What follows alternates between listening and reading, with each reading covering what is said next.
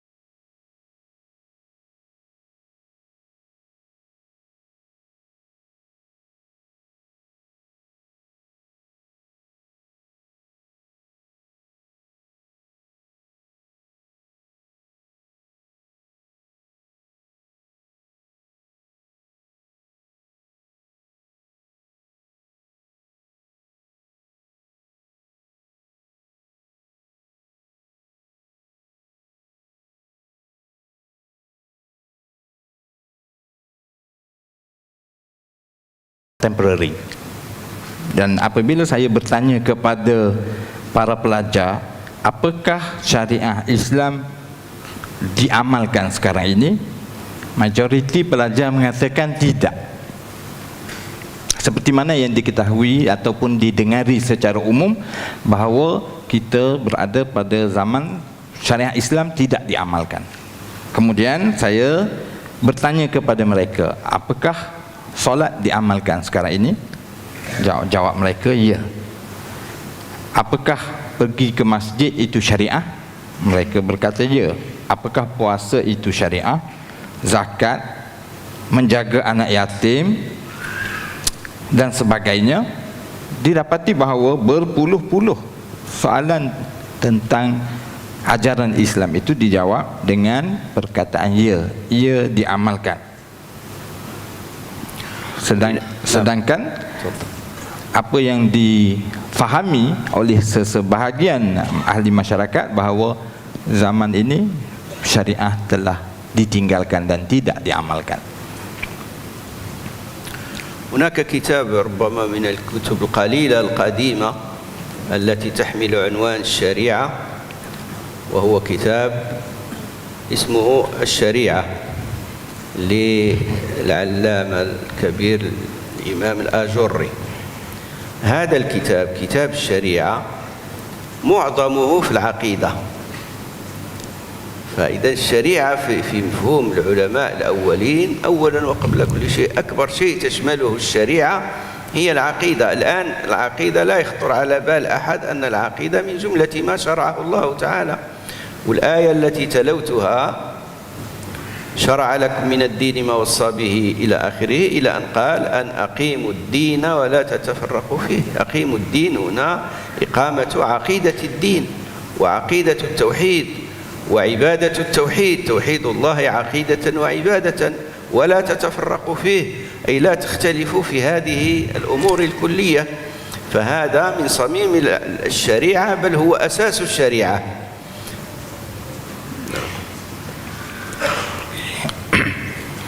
Di sana ada sebuah kitab yang bertajuk Kitabus Syariah, kitab syariah, yang ditulis oleh Al-Imam Al-Ajurri, di mana kitab ini pada hakikatnya membincangkan isu-isu berkaitan dengan akidah. Sedangkan kitab ini diberi nama Kitab Syariah. Oleh itu, Syariah itu merangkumi segala persoalan dalam agama, di mana ayat yang saya bacakan sebentar tadi juga mengatakan an aqimuddin wa la tatafarraqu fi, setelah membincangkan perkataan syariah. Allah Subhanahu wa taala menyatakan bahawa hendaklah kamu mendirikan agama dan janganlah kamu berpecah belah. Yang dimaksudkan dengan berpecah belah itu ialah berbeza pandangan dan meninggalkan keseluruhan ajaran agama yang diturunkan oleh Allah Subhanahu wa taala.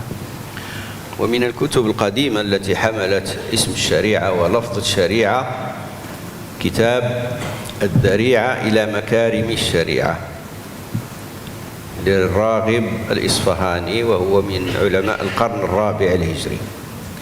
هذا الكتاب وهو يتحدث عن مكارم الشريعة ومميزاتها وفضائلها وأهم أسسها، جعل الكتاب كله في الأخلاق الإسلامية الأساسية.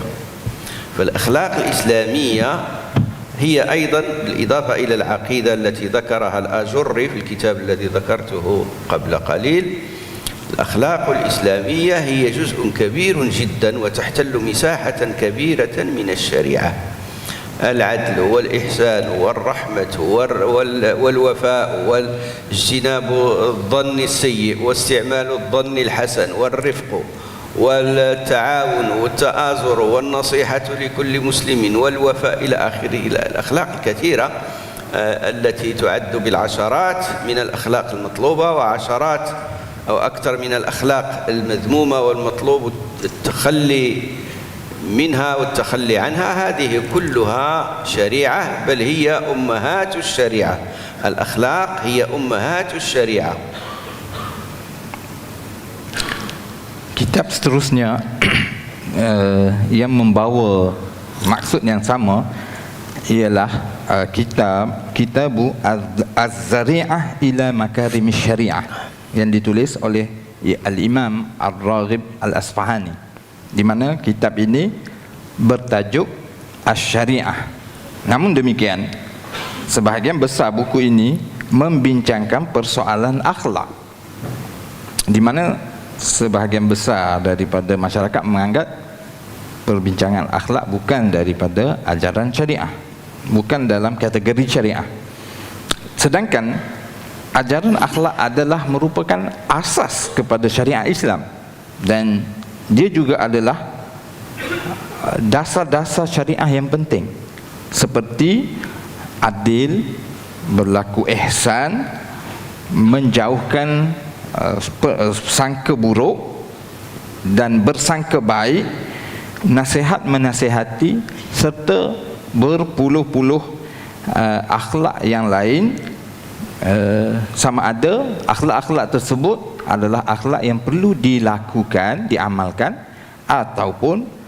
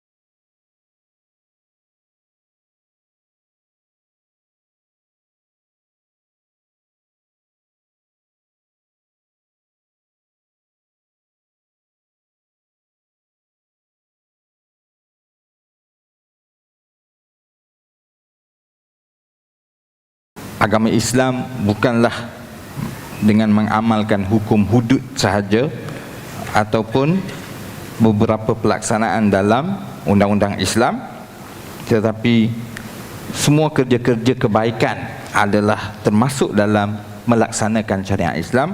Orang yang memberi makan orang miskin, orang yang membuka jalan bagi memberi pelajaran kepada orang-orang yang tidak berkemampuan dan sebagainya, mereka adalah juga orang yang melaksanakan syariat. ونظرا لضيق الوقت وأريد أن أترك لكم فرصة أيضا للمشاركة في هذا النقاش، أكتفي بهذا القدر مجددا شكري للمسؤولين بهذه الولاية وبجامعتها ولكم جميعا على إتاحة هذه الفرصة، وأترك الكلمة لكم إن شاء الله. Demi untuk tidak melengahkan masa dan melihat kepada kesempitan masa yang ada, maka saya membuka ruang untuk persoalan dan saya memberikan peluang bagi hadirin untuk mengajukan pandangan masing-masing.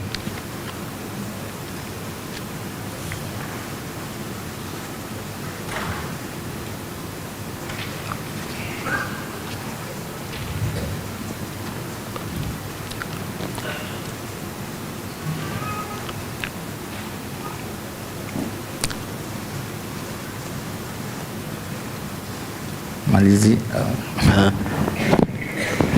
عندكم ثقيل شوية في البداية. في البداية دائما كل واحد ينتظر غيره أن يبدأ. قل لهم إذا لم تبدأوا سنختم.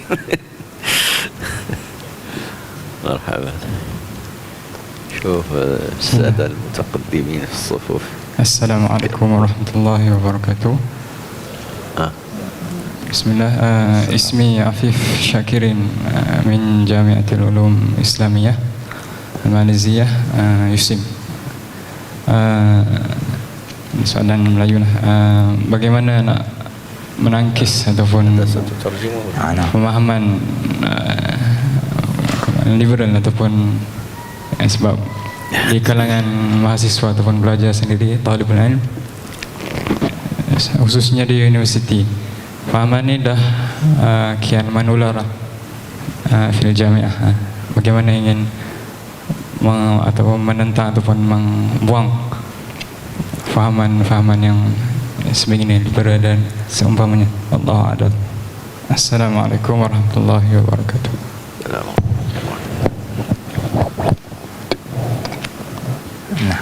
نفتح للأسئلة نجمع أولا ثم لا واحد أنت تسجلها كلها؟ نعم أنا أسجل العربية وغيرها. نعم تسجل. أنا أسجل. إذا كان هكذا تذكرني. Kita buka dulu untuk kumpul beberapa soalan, lepas tu insya-Allah Syekh akan jawab soalan-soalan tersebut.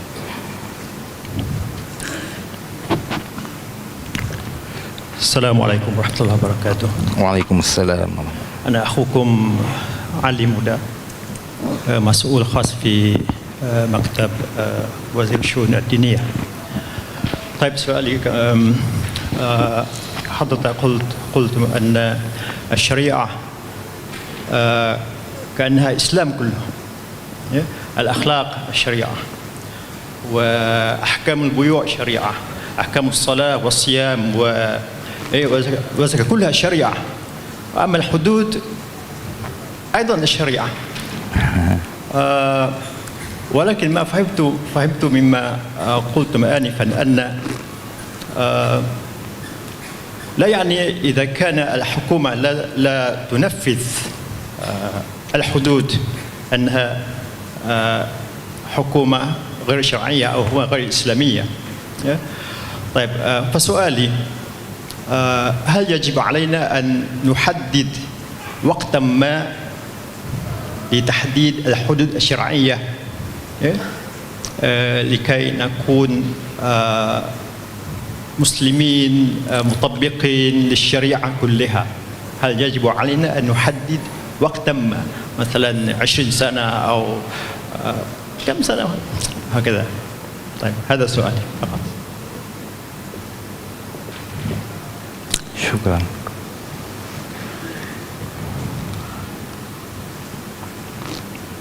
Okey, saya rasa dua ni dulu sementara tuan-tuan fikir sebab kita ada masa yang agak cukup insya-Allah. Jadi dua soalan yang telah dikemukakan tadi. As-soalul awal yakni kaifa nuwajihu al-fikr al-liberali al-muntashir wasata talabatil jami'iyah عندنا هذا حسب ما قاله الأخنا السائل يعني انتشر الفكر الليبرالي داخل أوساط الطلبة الجامعة في ماليزيا. السؤال الأول والسؤال الثاني خلينا السؤال الأول أولا تفضل. سأنساه إذا جاء. طبعا كيف نواجه الفكر الليبرالي هذا أولا ليس في الموضوع، ومع ذلك أقول فيه شيئا، هذا موضوع آخر. ونحن في ماليزيا وفي العالم الإسلامي كله وفي المغرب نواجه الفكر الليبرالي والفكر الشيوعي الماركسي والفكر المتصهين والفكر الإباحي الإلحادي ليس فقط الفكر الليبرالي.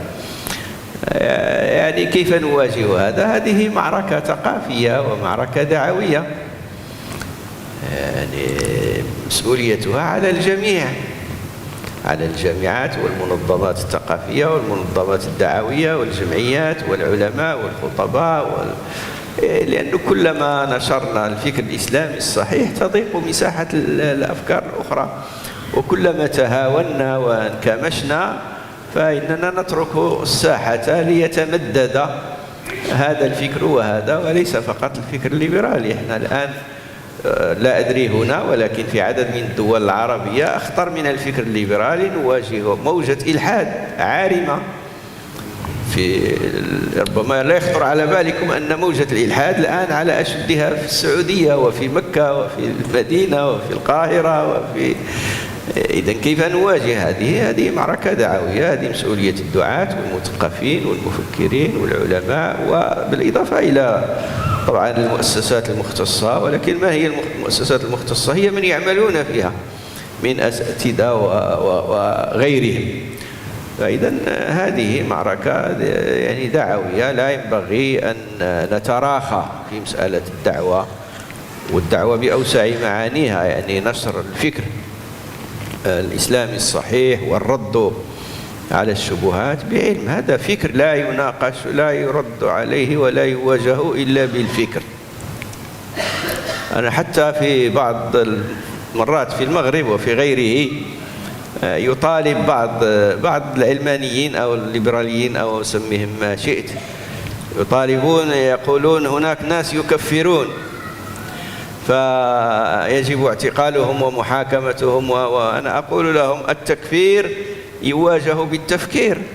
إذا كان هذا يكفرك فرد عليه ويكفرك بكلام، هذا إذا صح هذا. فالتكفير يواجه بالتفكير، والليبرالية تواجه بالفكر، والماركسية والإلحادية وإلى آخره. هذا هو، وإن كان هذا موضوع ليس هو موضوعنا، ولكن هذا هو جوابه المختصر.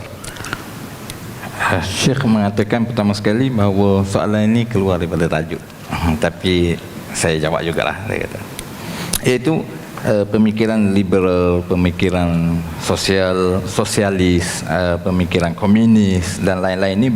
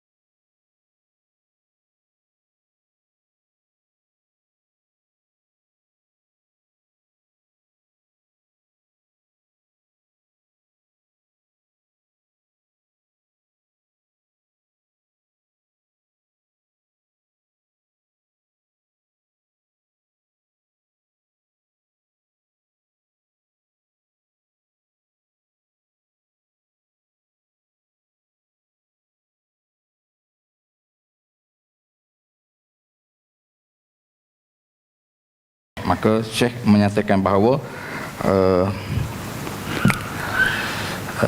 seorang Muslim yang tidak berintegriti dalam kerja, apakah mereka itu Muslim atau tidak Muslim?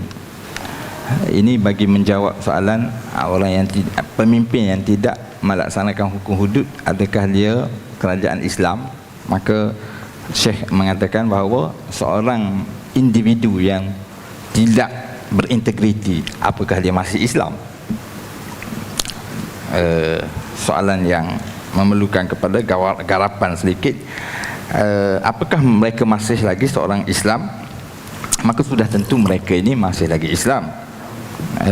Berlainan dengan, maknanya mereka, kedua-dua mereka tadi masih lagi Islam, dan berlainan dengan situasi di mana mereka yang secara terang-terangan menolak pelaksanaan Islam, melakukan provokasi dan sebagainya, maka perkara itu tidak dinafikan bertentangan dengan ajaran Islam. Ditanya tentang syari'iyatu hukumah, iaitu valid ataupun tidaknya hukumah ataupun kerajaan yang tidak melaksanakan hukum hudud tadi, maka Syekh bertanya kembali, iaitu apakah keabsahan sesebuah kerajaan itu datangnya dari pelaksanaan hukum hudud. Bahkan sebenarnya keabsahan sebuah kerajaan itu ia datang dari pilihan rakyat, terutamanya negara ini yang mengamalkan sistem demokrasi, maka dari rakyat ia datang, dan bukannya melaksanakan hukum hudud menjadi kayu ukur kepada keabsahan sesebuah kerajaan tersebut. Melihatkan negara ini mengamalkan sistem demokrasi yang memerlukan kepada kesepakatan ahli-ahli parlimen dalam mengamalkan sesuatu, maka merekalah orang yang berhak untuk menentukan situasi sebenar. Ini kerana pelaksanaan syariat itu melihat kepada proses, bukan kepada masa yang dilalui. Proses yang perlu diambil dan dilalui oleh dalam pelaksanaan sesuatu undang-undang. Maka jika kemahuan rakyat itu demikian, maka pihak yang memerintah sudah tentu mesti melaksanakannya. Dalam masa yang sama, Syekh menyatakan banyak tuntutan syariah yang tidak dihiraukan dalam yang tidak dilakukan dalam masyarakat Islam, tetapi masyarakat tidak menghiraukannya, seolah-olah ianya bukan dari tuntutan Islam. Mengapakah seringkali berlaku beberapa tuntutan hukum hudud itu sahaja yang menjadi fokus dalam pelaksanaan hukum Islam? Ya, keadaan rasuah contohnya, kecurian harta negara dan sebagainya, itu dilihat sebagai seolah-olah tidak termasuk dalam tuntutan syariah, lalu tidak digembar-gemburkan sebagai pelaksanaan Islam di sana. Dan saya sendiri sebagai tanggungjawab ilmiah, saya bertanggungjawab terhadap apa yang saya katakan, bahawa tidak ada satu pun ajaran Islam yang bersifat Allah Subhanahu wa taala menyuruh pelaksanaannya, sedangkan dalam masa yang sama Allah Subhanahu wa taala meletakkan halangan terhadap pelaksanaan hukuman itu sendiri, tuntutan itu sendiri. Itu kalau kita lihat dari sudut pelaksanaan hukum hudud, diletakkan syarat-syarat yang ketat yang menjadi penghalang kepada pelaksanaan hukuman tersebut, dan keadaan ini menunjukkan bahawa syariah tidak tergesa-gesa dalam menuntut pelaksanaan hukum hudud itu sendiri. Mesti ada syarat-syarat yang perlu dipatuhi, dan syarat-syarat itu sendiri menjadi halangan kepada pelaksanaannya. Oleh itu, seorang Muslim ataupun masyarakat Muslim pada hari ini telah berdepan dengan berbagai masalah dan berbagai cabaran, di mana pelaksanaan perundangan Islam itu sepatutnya difahami oleh pihak ulama, bukannya oleh kumpulan-kumpulan pemuda ataupun persatuan-persatuan tertentu yang menuntut ke arah pelaksanaannya. Mereka yang expert ataupun yang mahir dalam bidang inilah yang sebenarnya yang bertanggungjawab untuk memikirkan persoalan ini. Untuk soalan seterusnya kita ada masa lagi sedikit. Assalamualaikum warahmatullahi wabarakatuh. Barakallahu fikum. Nur min Filastin.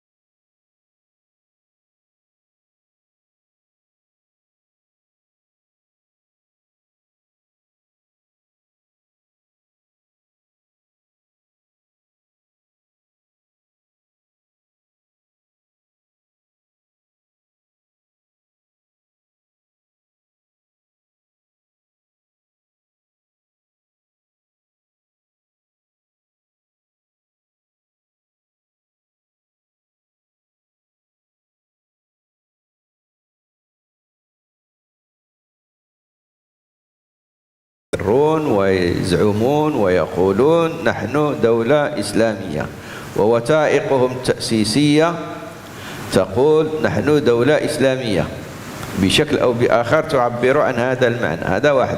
والأمر الثاني هو أن تكون أغلب سياساتها وفق الإسلام، أغلب سياساتها وتصرفاتها وتدابيرها وقوانينها، أغلب، لا يشترط الكمال. حتى المسلم لكي يكون مسلما لا يشترط فيه أن يكون 100%. ولم توجد دولة تطبق الإسلام كاملا إلا دولة الرسول صلى الله عليه وسلم. وبعد ذلك كما تعلمون حين نزل قوله تعالى اليوم أكملت لكم دينكم وأتممت عليكم نعمتي ورضيت لكم الإسلام دينا، بكى رسول الله صلى الله عليه وسلم، وكان الناس يظنون أن هذه الآية تجعله يفرح ويفتخر، وأكملت لكم دينكم وأتممت عليكم نعمتي لكنه بكى. لماذا؟ لأنه قال ما من شيء تم إلا ويبدأ في النقصان، هذه سنة الله. فبدأ النقصان ربما ب1%، ثم 5%، ثم 10%، ثم كذا ثم كذا. ولكن هذه الدول المتعاقبة الحاكمة في بغداد وفي دمشق وفي القاهرة وفي الأندلس وكل هذا دول إسلامية رغم النقائص والعثرات والعيوب التي شابتها هنا وهناك. فإذا العبرة بالطابع الغالب، والعبرة بالمبادئ المعتبرة مبادئ مؤسسة للدولة. نعم. حرية. Anak utarjem. Afwan. Soalan yang kedua yang ditanyakan oleh saudara kita iaitu apakah yang dimaksudkan dengan negara Islam dan apakah asas-asas nilai yang ada padanya, dan bagaimanakah sebuah negara itu dianggap negara bukan Islam, dan apakah perinciannya. Lalu Syekh menjawab bahawa negara ini ada dua maksud. Bila kita katakan sebuah negara Islam ataupun negara Islam, dia ada dua lingkungan. Yang pertama ialah dari sudut geografi, dan yang kedua ialah dari sudut pengurusan negara tersebut. Sudah tentu Turki contohnya pada satu ketika dulu dari sudut pentadbirannya dia bukan sebuah negara Islam, tetapi sedikit demi sedikit dia bertukar menjadi sebuah negara Islam dari sudut pengurusan. Adapun Turki dari sudut geografi, maka dia sentiasa menjadi sebuah negara Islam. Jadi Syekh telah membezakan antara geografi dengan pengurusan. Ada negara pula dengan secara rasmi mengisytiharkan dia adalah sebuah negara Islam melalui perundangan dan dokumen-dokumen yang diwujudkan, dan mereka mengisytiharkan mereka adalah sebuah negara Islam. Sebaliknya ada juga negara yang dilihat menjadi negara Islam melihat kepada majoriti pentadbiran negara tersebut. Majoriti amalan pentadbirannya adalah berdasarkan Islam, maka ia adalah dianggap sebuah negara Islam. Takrif ini bukanlah satu takrif yang saya berikan, satu takrif yang lengkap mengikut Syekh. Ini adalah bukan satu takrif yang lengkap diberikan kepada orang yang bertanya, tapi ia sebagai satu gambaran yang perlu diketahui, iaitu negara yang mengamalkan Islam ini tidak lengkap dalam pengamalan mereka, kerana negara yang mengamalkan Islam secara keseluruhan hanyalah negara yang diamalkan oleh Rasulullah sallallahu alaihi wasallam. Sehingga apabila turunnya ayat al-yauma akmaltu lakum dinakum wa atmamtu alaikum ni'mati wa raditu lakumul Islam madina, bermaksud pada hari ini aku telah sempurnakan kepada kamu agama kamu dan aku telah sempurnakan untuk kamu nikmat kamu. Maka pada ketika itu Rasulullah sallallahu alaihi wasallam menangis. Dan apabila ditanya mengapa baginda menangis, baginda menyatakan bahawa tidaklah sempurnanya sesuatu kecuali ia akan bertukar menjadi kurang, daripada sempurna kepada berkurangan. Jadi seolah-olahnya Nabi SAW telah mengisyaratkan tentang pengamalan agama yang selepas daripada zaman baginda yang gemilang tersebut tidak lagi berada pada tahap yang sempurna sebagaimana zaman kegemilangan baginda. Wallahu a'lam. As-su'alus salis tadhakkartu wal akhir يعني ما هي المساحة الحرية؟ نعم. مساحة الحرية في الإسلام أو في الدولة الإسلامية أو في المجتمع الإسلامي، أولا هذا الموضوع تعترضه مسألة أن كثيرا من القضايا اجتهادية ومتطورة، يعني وأنا لا أستطيع أن نقيس هذه المساحة بالأمتار وبالمليمترات وبالسنتيمترات، لكن مع ذلك الذي أستطيع أن أقوله وأنا أتكلم كلام أصولي، هذا هو اختصاصي، لست بصدد إصدار أحكام على الوقائع، هذا يحتاج إلى معلومات أخرى. الحرية في الإسلام واسعة جدا، واسعة جدا وأوسع مما يتصور كثير حتى من العلماء والدعاة. ونحن يكفي أن نلاحظ، وأعني بالخصوص هنا الحرية السياسية والحرية الفكرية وحرية التعبير وحرية الفكر، حرية النقد، هذه واسعة جدا تكاد تكون بلا حدود. ويكفي أن أذكر لكم على سبيل المثال يعرفه الكثيرون أن سيدنا عليا رضي الله عنه الخليفة الراشد حين خرج عليه الخوارج وبأسلحتهم وجيوشهم أو ميليشياتهم